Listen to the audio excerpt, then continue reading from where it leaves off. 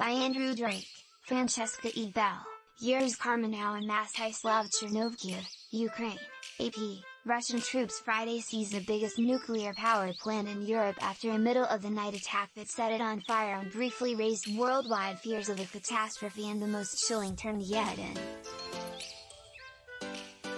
Firefighters put out the blaze, and no radiation was released, an Ukrainian official said. Russian forces pressed on with their week-old offensive on multiple fronts, though they did not appear to gain significant ground in fighting Friday. The number of refugees fleeing the country eclipsed 1.2 million, with world condemnation mounting. The Kremlin cracked down on the flow of information at home, blocking Facebook, Twitter, the BBC and the U.S. government-funded Voice of America. And President Vladimir Putin signed a law making it a crime punishable by up to 15 years in prison to spread so-called fake news, including anything that goes against the official government line on the war. CNN announced that it would stop broadcasting in Russia, and Bloomberg temporarily suspended the work of its journalists there, saying they were assessing the situation. While the vast Russian armored column threatening Kyiv remains stalled outside the capital, Putin's military has launched hundreds of missiles and artillery attacks on cities and other sites across the country, and made significant gains on the ground in the south in an apparent bid to cut off Ukraine.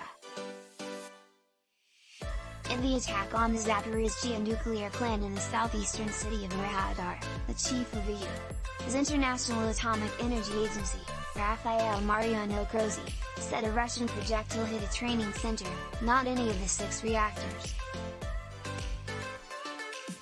The attack triggered global alarm and fear of a catastrophe that could dwarf the world's worst nuclear disaster, as Ukraine's Chernobyl in 1986. In an emotional nighttime speech, Ukrainian President Volodymyr Zelensky said he feared an explosion that would be the end for everyone. The end for Europe. The evacuation of Europe. But nuclear officials from Sweden to China said no radiation spikes have been reported, as did Grossi. Authorities said Russian troops had taken control of the overall site, but plant staff continued to run it. Only one reactor was operating, at 60% of capacity, Grossi said in the aftermath of the attack. 2 people were injured in the fire, Grossi said. Ukraine's state nuclear plant operator Energocom said 3 Ukrainian soldiers were killed and 2 wounded.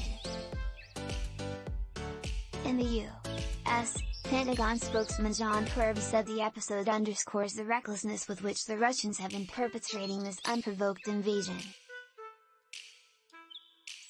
At an emergency meeting of the U.S. Security Council, Ukraine's UN ambassador, Sergei Kislytskaya, said the fire broke out as a result of Russian shelling of the plant and accused Moscow of committing an act of nuclear terrorism.